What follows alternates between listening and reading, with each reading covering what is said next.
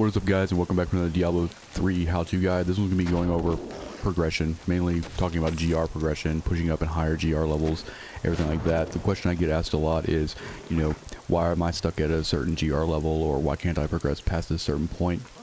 In Diablo, the gearing really works in kind of a cycle, and I'm going to go over kind of like the things that you need to do and to keep in mind and to farm for in order to help push up in your GR levels, right, and get more Paragon and, all that kind of stuff, just general progression tips, I guess you could say. So the first thing you need to do when you're considering pushing, and if you're stuck or whatever, is you have to look at your build and your gear. For instance, on a UE Demon Hunter here, you want to make sure you have all the right ruins and you're using all the right abilities for the gear you're using. That's like step one. As far as gear goes, you want to make sure you have like the right rolls in a certain slot. So you can go to YouTube and look up top push builds, or to Diablo fans and look for like GR push builds, and they're going to show you the stats that you need on each piece of gear. They're going to show you the skills you need and the runes you need and all that good stuff. You want to get rid of stats that aren't going to work for your build. So if you have like cluster arrow on your boots, you want to get rid of that. You want to try to get the correct stats and all that stuff. Talk about this build in general. The first things you need to worry about with a UE build is getting your max discipline on your chest, your Yang's recurve, and your quiver here.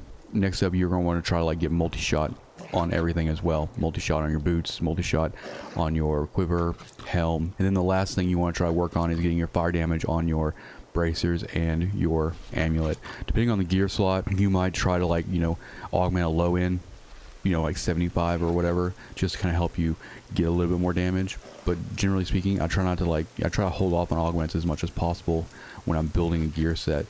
With normal items, don't spend a lot of mats rolling them, right? Just make sure that they're correct in the stats that they have for the build. Once you start finding ancient versions of those, make sure those ancients have the right stats. Then that's an option to be an augment piece. As far as gameplay goes, just like this build here, some people can be like, you have a correct build and correct gear and all that stuff, but they're playing the build wrong.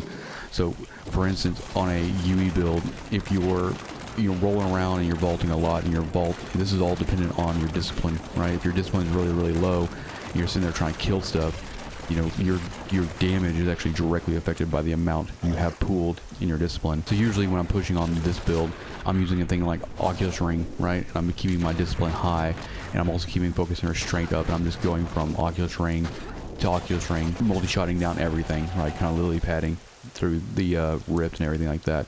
That'd be the definition of like playing the build correctly, keeping the discipline up, keeping focus and restraint up, and whatever build you're actually running, make sure that you're like keeping up damage modifiers and skills, or you're actually utilizing all the things that are going into your build. Now, if you're trying to go for leaderboards, I'd say it's probably more efficient to actually like spend most of your time in the first like 6 to 8 weeks of the season just farming, right? Because you're going to need mats, so you're going to need a lot of things when you're trying to, perfect a build to the point where you gotta push GRs with it. Just like this build here, and like I'm in the process of actually farming and perfecting this. My Dead Man's Legacy is not ancient, right? But I'm not gonna spend any more, on, if I find another Dead Man's that has like 195 on the legendary power, I'm not necessarily gonna use it, because I'm just going to wait and hold out and save my mats for when I find an ancient or a primal, and then I can use those mats to actually modify that, adjust that piece to work better for me. Same thing with like rings and stuff like that. You want to try to like hold out for what you're going to be augmenting. Like I'm usually only spending the most mats to like get something perfect if it's going to be an augment piece. This belt, I basically ran bounties until I was able to craft enough of these belts to get an ancient one. Once I got an ancient one, like I created a lot of ancient ones while doing this, but this one was closer to what I needed it to be. So once I actually had this one built, then I was good to go for augments. And on this guy, I was just trying to push a little bit faster this season than I normally do, so I have like level 70 augments and everything like that. But currently right now, I'm holding off on all augments until like I can put level 100 plus gems on everything. So like once you have the correct build and like you start putting together, you have all the correct items and the stats on the items, and all you're really worried about is just going for augments, and you're going for ancient versions of those items as well. Then your progression is directly going to be affected by the amount of Paragon that you stack as you run GRs. It's because you're going to be adding main stat every time you get a Paragon level. And then also try to like put on 90 to 100 plus level augments on all your gear as well, which is also going to give you main stat, which gives you more damage. As far as your equipped gems, right, I think it's actually really important to level your equipped gems to the level that the GR you're trying to run. So like mine are at 90, 88, and 90, right? And right now I'm farming 90s, right? So some of these need to come up a little bit, like my Band of Power Play needs to come up a little bit. And also, know what gems you're actually, what variations of your build are good for certain things. So for farming all the way up to like 95 or even 100, I can use Band of Powerful pretty easily at my current DPS level. But if I'm starting to push like to, 110 plus, probably gonna use a Stricken gem instead of Powerful. So I also try to level this one in the bag. So when I start really pushing, I can just switch that out, because this Stricken does a lot better when you're not one-shotting or two-shotting everything. So next up, I'm just gonna kind of go over like my the cycle of progression that I do, like the farming rotation that I do in order to just like continually progress. Normally when you hit level 70, you're going to start putting together the build, right? My first objective is actually just get all the right pieces regardless of stat. And so I'm also running bounties, and I'm also doing normals. I'm just stockpiling as many mats as possible. And when I start getting I'm going to be using Kadala as well, and like blood shards, because your goal is you want to get like quite a bit of keystones as well. So I'm actually utilizing my blood shards to hopefully get some of the things that I need. Right, so I'll sit here and like work on getting chest pieces. If I'm looking around that like UE chest piece that's like ancient with like max discipline, I'm gonna prioritize using these blood shards to try to get it first, instead of trying to like immediately just try to roll it in the cube. And all the while I'm also running bounties, which give me more mats as well. And then I'll keep spares as well. So like I have basically spares of every item, as you can see here. I'll put this puzzle ring here. I have spares of every single item that needs to be ancient or augmented, right? Like this is an ancient piece that I crafted, but it's not as good as I want it to be, right? And so by keeping these in my stash, when I get to a point where I'm just not having any luck getting a decent ancient, a curse, like a UE helm, I'll take this into the cube and start reforging it. Right, as I get the mats, I'll just keep reforging it. Instead of like disrupting the actual gear that I'm wearing, I'll just keep spares. I'm trying to like, get into the ancient variants that I need. So once I do that, once I start actually filling out all these slots being ancient, for me, I'm probably going to be, putting level 70 augments on everything. And then, the next augment I do on anything is going to be at least a level 100 augment, because the idea is to go 13 of 13 with 100 level augments. That's 500 dexterity per slot. Once you start actually, like for instance, when I got these Hellwalkers ancient, I immediately rolled, I had enough mats because I saved them. I wasn't wasting mats on stupid stuff. I roll multi-shot 15 on it and then put a level 70 augment on it. It's good to go. But then like more recently I found these are primals, right? Roll multi-shot on here. I lose the all res, which is I don't particularly like that, but like I'm not even going to wear these primals until I can put an augment on them, right? Because if I put a level 70 on it, it's probably going to be, it's not going to be a DPS loss, but it's going to be a toughness loss. So what I'm going to do is I'm going to wait, and if I do use these primal boots, I'm going to put like a level 70 augment on them before I even use them. So like I have these are upgrades, but I'm not even going to use them until they're augmented. And just like this Yang's recurve, this one has 1% more multi-shot or legendary power on it. It also has 2% more resource cost reduction, a little bit less damage percentage. But like I'm not even going to use this until I can get, a better augment on it. So I'm stockpiling all these pieces of gear that are upgrades, but they're not upgrades in their current form. So that's really kind of the cycle. Like you're going to go from normal items with the right stats to trying to replace all those with ancients with the right stats. Then you start augmenting. Now the augmenting game is actually kind of easy, especially if you prioritize farming over pushing at the beginning. So right now, I'm leveling gems, right? And like some of these I've used already for augments, but I'll run 75s, right? I'll do normals and bounties, and then also run just 2-minute GR 75s and get as many of these gems, at least 13 of these gems up to 66. But right now I'm currently working on just getting everything to 66, unless it's capped out like Ice Blink. But get everything to 66. You're still going to get decent experience all the way up to probably like 1200 Paragon and GR 75. You're going to get mats, you're going to get legendary drops. So like, because another important thing too is if you have to like re-roll any slot here to try to get ancient, you're going to need bounty mats, and you're going to need a lot of Forgotten Souls. But so by running those really fast GRs, you're able to actually get a lot of legendaries, and you're able to convert them into Forgotten Souls. So really my first step is GR 75, 2-minute to 3-minute farming, get all these to 66.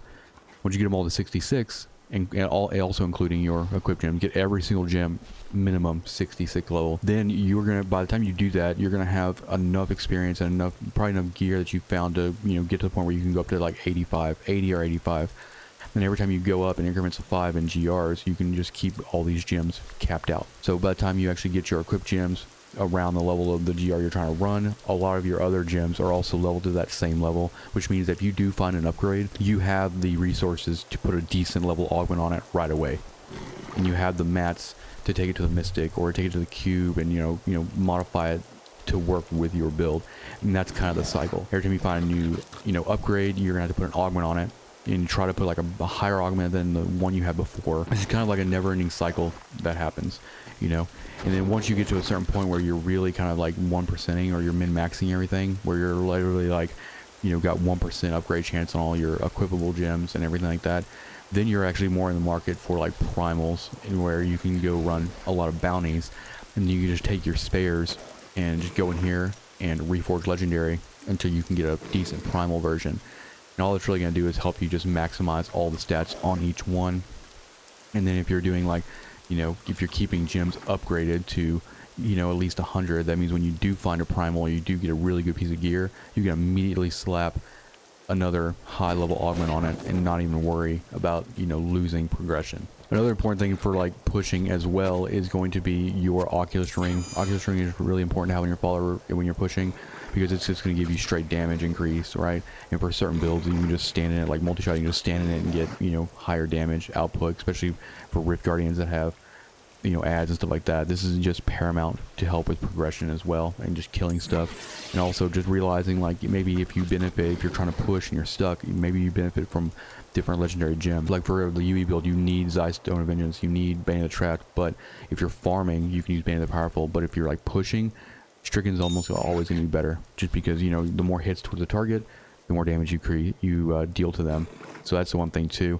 And also, even if you're running a Flavor of Time version of this, I also keep this Quirks Necklace here, which is 91 crit chance or crit damage and 9% on crit chance. If I'm gonna push up to, like, you know, a really high GR that would normally take me like 14 minutes to complete, I'm probably gonna be throwing down on this Quirks Necklace and this Bane of the Stricken, right?